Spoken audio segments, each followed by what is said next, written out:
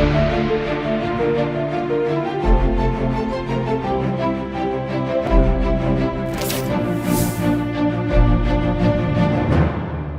के बाद स्वागत है आपका उत्तर प्रदेश बुलेटिन में। आपके साथ मैं हूं श्वेता तिवारी। इस बुलेटिन में बात करेंगे फिरोजाबाद की, जहां दी एशियन पब्लिक स्कूल शिकोहाबाद में भव्य वार्षिक महोत्सव कार्यक्रम का आयोजन किया गया। ऐसे ही आगे बात करेंगे उन्नाव की, जहां पुलिस अधीक्षक की अध्यक्षता में रिजर्व पुलिस लाइन में ग्राम प्रहरियों की एक महत्वपूर्ण गोष्ठी का आयोजन किया गया।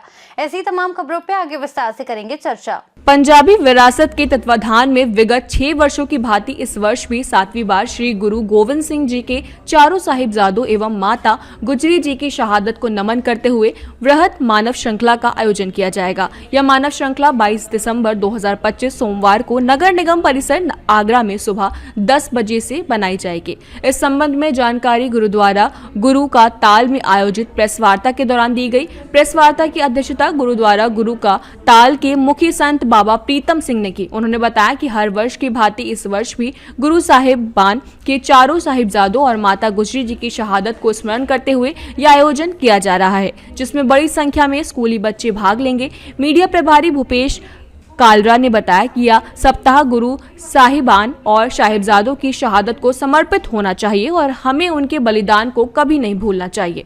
मानव श्रृंखला के आयोजन में नगर निगम आगरा, प्रभात कृष्ण अरोड़ा चैरिटेबल ट्रस्ट, विभिन्न स्कूल संस्थाएं और सामाजिक संगठनों का सहयोग रहा।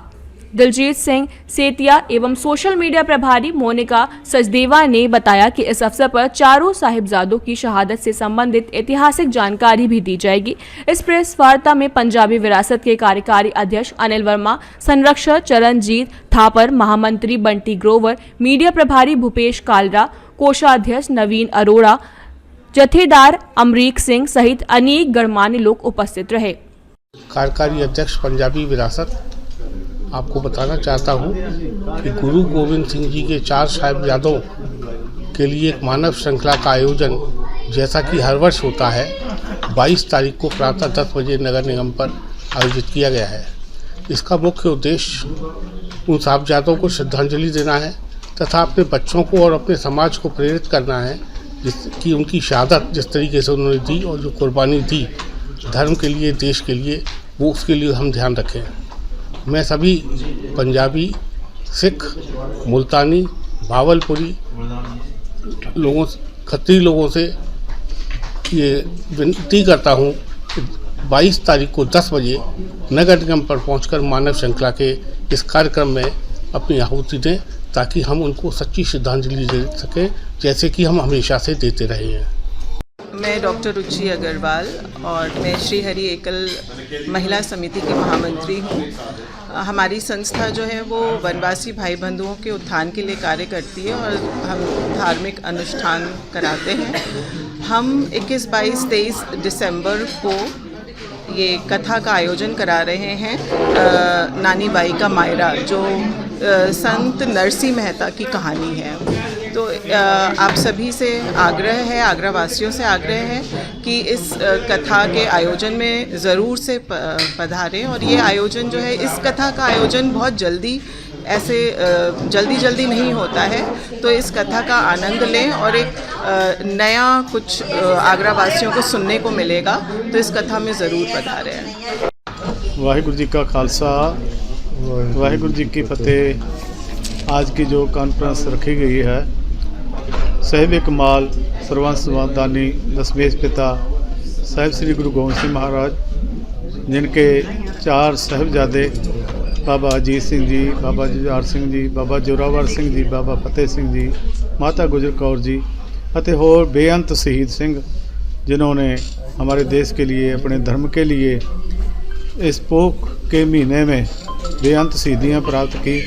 और उनकी पवित्र याद में, उनको याद करने के लिए, इतिहास दोहराने के लिए जो हर साल मानव श्रृंखला बच्चों की बनाई जाती है, इस साल भी 22 दिसंबर को ये प्रोग्राम लिखा गया है। सो पंजाबी विरासत और सभी भाइयों के सहयोग से, सभी गुरु नानक नाम लेवा समूह साध संगत के सहयोग से प्रोग्राम है। और आप सभी से मेरी 2 हाथ जोड़कर बेनती है कि इस प्रोग्राम में साहिबजादों को सच्ची श्रद्धांजलि देने के लिए ज़रूर टाइम निकाल के उसमें हाजिरियाँ भरे, ताकि अपने बच्चों को ला के उनको भी शिक्षा मिले। जो हमारे बुज़ुर्गों ने, हमारे गुरुओं ने, हमारे साहिबजादों ने कितने कितने बलिदान देते हैं, कितनी शहीदियाँ कैसे प्राप्त करी हैं और लालच को ठुकरा के मौत को कबूल किया। ऐसे साहिबजादे जिनकी याद में ये प्रोग्राम हो रहा है, ख़ास करके बच्चों को लाए ताकि उनको मालूम पड़े हमारा पिछोकड़ जो इतिहास है वो क्या है। तो आगे के लिए हमारे जो बच्चे हैं वो भी बलवान बने तन से मन से। तो इसलिए उनको हम शिक्षा देंगे, उनको साखियाँ सुनाएंगे, तभी ये हो पाएगा। तो गुरु महाराज कृपा करें, ये प्रोग्राम रखा गया, सब सारी संगत आगरा निवासी सभी पहुंचने की कृपालता करे जी। वाहिगुरु जी का खालसा, वाहिगुरु जी की। आगरा से सी न्यूज संवाददाता कृष्णकांत की रिपोर्ट। फतेहपुर जनपद के खखरेरू थाना क्षेत्र के कोट गांव में जमीन के विवाद को लेकर एक गंभीर मामला सामने आया है। आरोप है कि अपने साले की जमीन पर हो रहे कब्जे को लेकर विरोध करने पर पीड़ित को मारपीट का सामना करना पड़ा। पीड़ित जब यह शिकायत पुलिस चौकी शिवपुरी गया तो वहां उसे मुकदमा दर्ज करने की धमकी देकर सुलह समझौता लिखवाया गया। इसके बाद पीड़ित खागा पुलिस क्षेत्राधिकारी के पास गया और आवेदन पत्र देकर न्याय की गुहार लगाई। पीड़ित ने आरोप लगाया है कि पुलिस द्वारा दबाव बनाकर उसे समझौता करने के लिए मजबूर किया गया, जिससे वह मानसिक रूप से परेशान है और न्याय की मांग करता है। मामला क्या है? अरे वो लड़ाई झगड़ा हो गया था साहब। हाँ। जमीन के बारे में मुकदमा चल रहा था। हम बोला कि अभी मुकदमा चल रहा है, इसमें पिछला वो करो जी। तो बीमार करवा रहा था आज ही उसका साला, हाँ। तो इसीलिए मार कूट कर दिए। फिर हम चले आए यहाँ चौकी गए। हाँ। चौकी में पूरा नामा लगवा दिया। वो गाली वाली दे रहा था कि हम ही बंद करेंगे, तो बंद कर देंगे। और जो कमाए साहब हाँ। बंद कर देंगे। मजबूरी यहाँ पे आना पड़ा सीओ साहब के पास।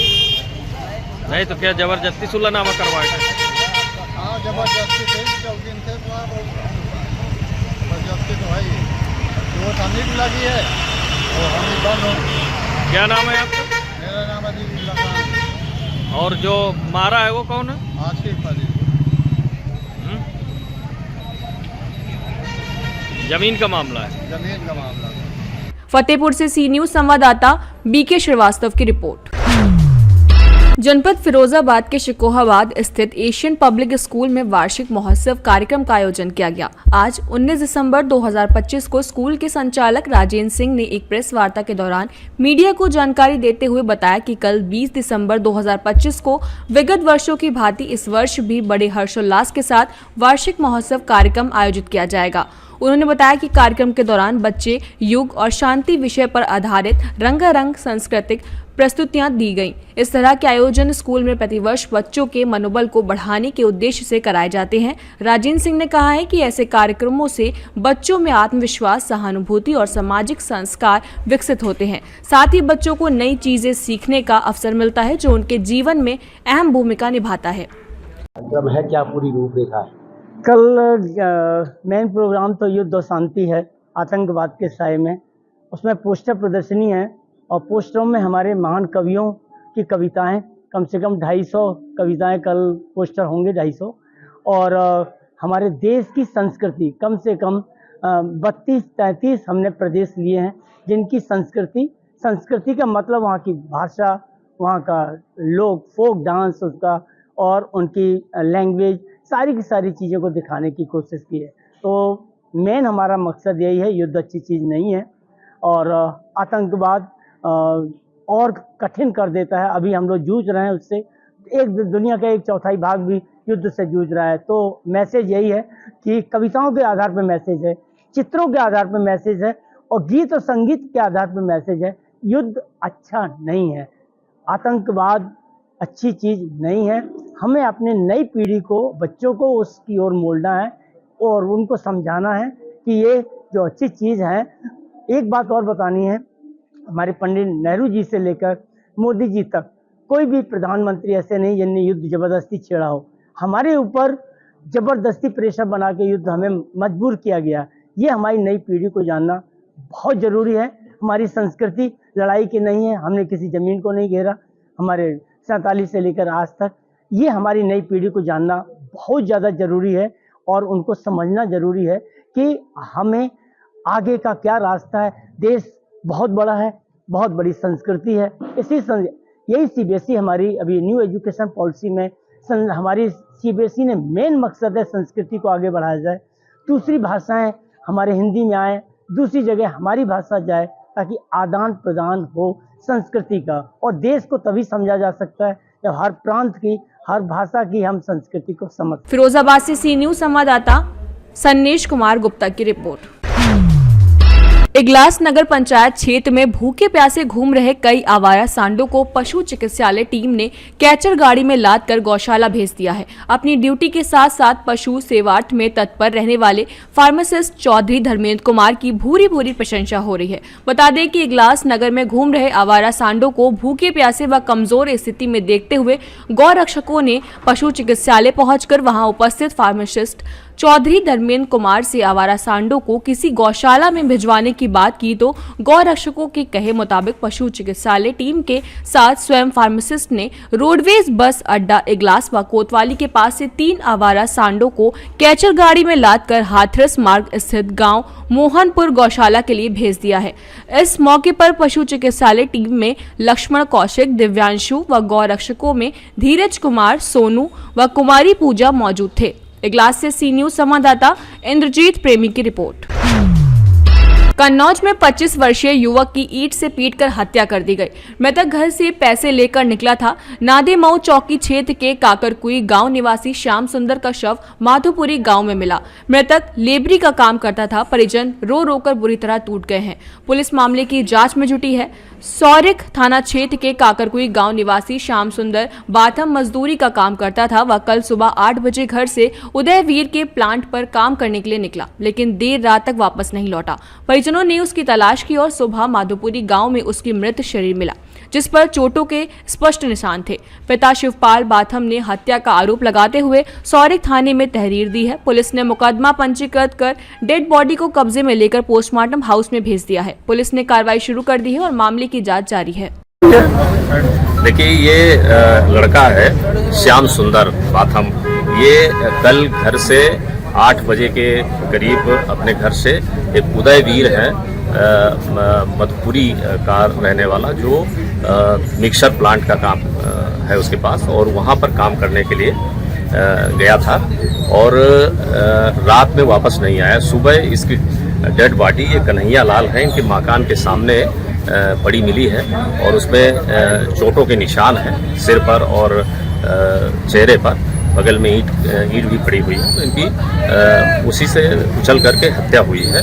और इसमें जो मृतक के पिता हैं शिवपाल, इनकी तरफ से हत्या की तहरीर दी गई है एक नामजद और कुछ अज्ञात लोगों के खिलाफ, जिसमें तत्काल अभियोग पंजीकृत किया जा रहा है और बॉडी का पंचायतनामा पोस्टमार्टम कराया जा रहा है। शीघ्र ही घटना का खुलासा करके पीड़ितों की गिरफ्तारी की जाएगी। कन्नौज से सी न्यूज संवाददाता महेश गौड़ की रिपोर्ट।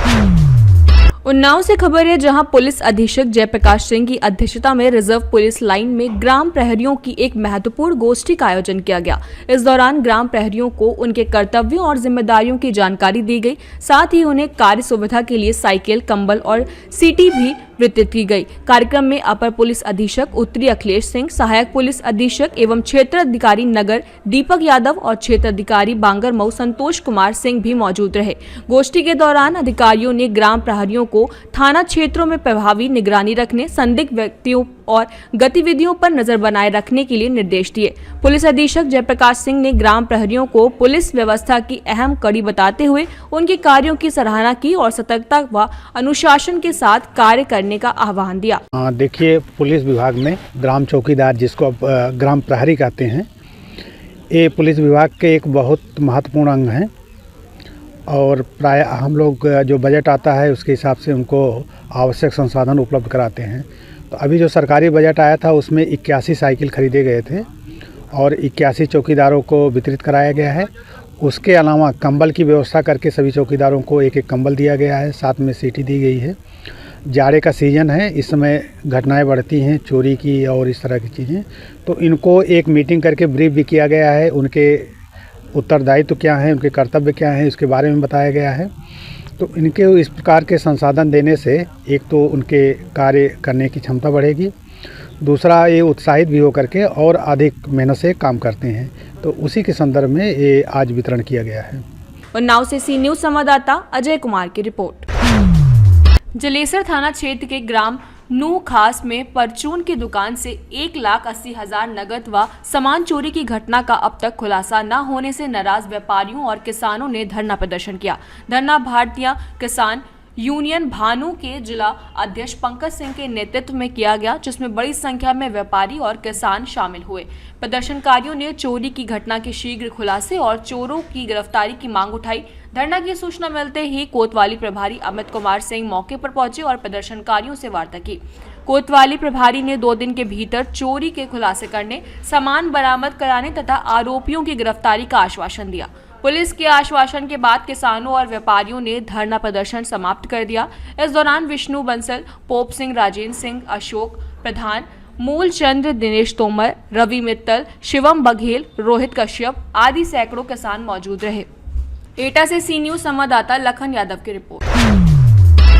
एएमपीपी इंटर कॉलेज में विद्यार्थियों के उज्जवल भविष्य को दिशा देने के उद्देश्य से करियर मेला एवं संवाद कार्यक्रम का आयोजन किया गया। कार्यक्रम में जिलाधिकारी विपिन कुमार जैन और मुख्य विकास अधिकारी हिमांशु गुप्ता ने छात्र छात्राओं से सीधा संवाद किया और उनके करियर से जुड़े विभिन्न प्रश्नों का सहज और प्रेरणादायक ढंग से उत्तर दिया। संवाद कार्यक्रम के दौरान विद्यार्थियों ने मेडिकल क्षेत्र, उच्च शिक्षा, प्रतियोगी परीक्षाओं, तकनीकी शिक्षा, स्वरोजगार और विभिन्न व्यावसायिक क्षेत्रों से जुड़े सवाल पूछे। जिलाधिकारी ने बताया कि विद्यार्थी जिस भी क्षेत्र में अपना करियर बनाना चाहते हैं, उन्हें इंटरनेट और विश्वसनीय स्रोतों से संपूर्ण और अध्ययन जानकारी आवश्यक रखनी चाहिए। कार्यक्रम के दौरान विद्यार्थियों में उत्साह देखने को मिला। इस अवसर पर जिला विद्यालय निरीक्षक एएमपीपी इंटर कॉलेज के प्रधानाचार्य चंदन पांडे, शिक्षकगण और बड़ी संख्या में छात्र छात्राएं उपस्थित रहे। बलरामपुर से सी न्यूज संवाददाता संदीप सक्सेना की रिपोर्ट। फिलहाल उत्तर प्रदेश बुलेटिन में इतना ही। देश और दुनिया की तमाम बड़ी खबरों के लिए आप जुड़े रहिए सी न्यूज भारत के साथ।